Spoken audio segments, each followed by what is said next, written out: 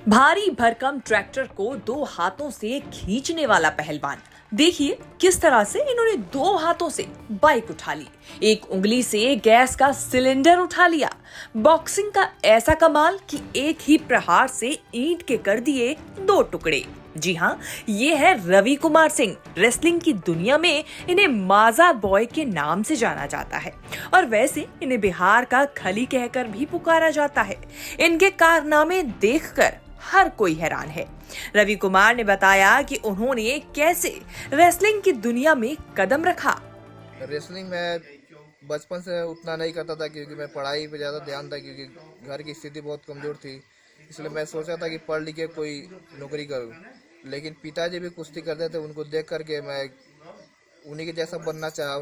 क्योंकि अपने पिता के जैसा ही कोई बच्चा होता है वो बनना चाहता है। तो उनको देख करके मैं धीरे धीरे उनके साथ सीखता था। कुश्ती वो भी करते थे, तो वही देख देख करके मैंने ये सोचा कि कुश्ती करेंगे तो सिर्फ अपने लिए करेंगे और अपने पेट पालने के लिए या फिर गांव देहात में ही रह जाएंगे। लेकिन मैं कुछ ऐसा चीज़ करता हूँ जो बिहार में आज तक ऐसा कोई रेसलर हुआ नहीं है जो जा करके वर्ल्ड में जा करके अपना इंडिया का नाम रोशन किया हो या फिर अपना बिहार का। तो ये सोच करके मैं रेसलिंग करना चालू कर दिया। बिहार के खली यानी माजा बॉय ने बताया कि ये अभी द ग्रेट खली की एकेडमी से ट्रेनिंग ले रहे हैं।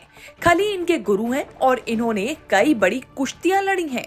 रेसलिंग तो छोटा मोटा करता था अपने गांव देहात में, लेकिन आज से 7 महीने 8 महीने पहले जा करके, लगभग 8 महीने पहले एडमिशन CW एकेडमी जो द ग्रेट खली हमारे गुरुजी है उन्हीं के पास जाकर ट्रेनिंग करता हूँ।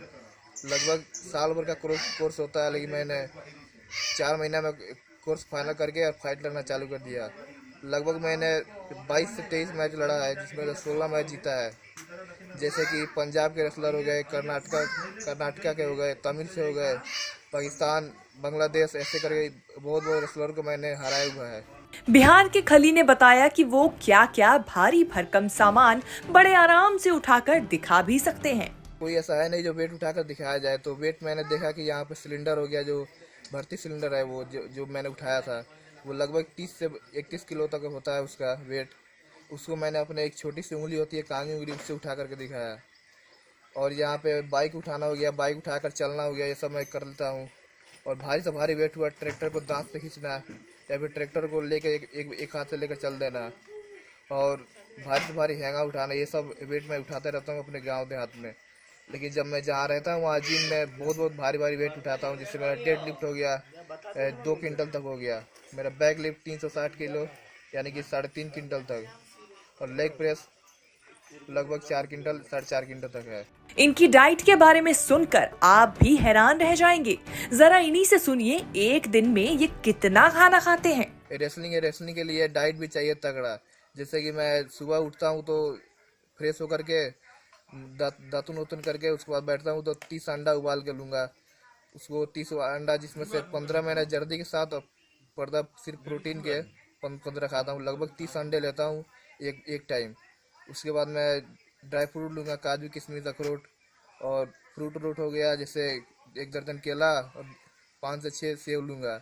उसके बाद फिर मैं लगभग 11:30 या 12 के लमसम मैं 2 केजी चिकन और 20 से 25 रोटी लूँगा। और फिर शाम में वही ड्राई फ्रूट काजू किशमिश, और उसके बाद से फिर लगभग 1 से 1.5 केजी तक चिकन और चावल लूँगा। ऐसे करके मेरा डाइट भी है। जैसे रेसलिंग करना चाहिए वैसा डाइट भी मेरा है। रवि कुमार ने बताया कि कैसे इनका नाम माजा बॉय पड़ा। मजा, जैसे हमारा नाम भी माजा बॉय है क्योंकि माजा बॉय नाम मतलब होना एक अलग रिकॉर्ड है। जैसे कि माजा लोग पीते हैं तो कम से कम पीते हैं, लेकिन मैं अधिक से अधिक पी करके एक रिकॉर्ड कायम किया। जैसे लोग 1 या 2 बोतल पीते हैं, लेकिन मैंने 22 बोतल पी करके, जो 600 ml का आता है, लगभग 12 लीटर माजा मैंने पी करके एक रिकॉर्ड बना दिया। जिससे हमारे द ग्रेट खली है उन्होंने खुश होकर के माजा जो कंपनी है या फिर माजा है उस पर मेरा नाम माजा बॉय रख दिया। रवि कुमार का WWE में खेलने का सपना है, इसीलिए इन्होंने सरकार से मदद की गुहार लगाई है। और मैं यही सोचता हूँ कि अभी जा करके वर्ल्ड में जा करके अपने इंडिया को प्रेजेंट करूँ, अपने इंडिया से होकर के लड़ूँ और जा करके अपने इंडिया का नाम रोशन करूँ। अगले साल मेरे को जापान जाना है, इसी का ट्रेनिंग लेने की, क्योंकि अपने देश में ट्रेनिंग तो ले चुके हैं, लेकिन विदेशों का भी एक ट्रेनिंग लेना जरूरी होता है। इसके वजह से मैं जाऊंगा और जापान में ट्रेनिंग लूँगा साल भर। उसके बाद जो आप लोग WWE देखते हैं, मैं उसी का ख्वाहिश रखता हूँ और उसी में जाने की पूरा अपना लगा रहा हूँ।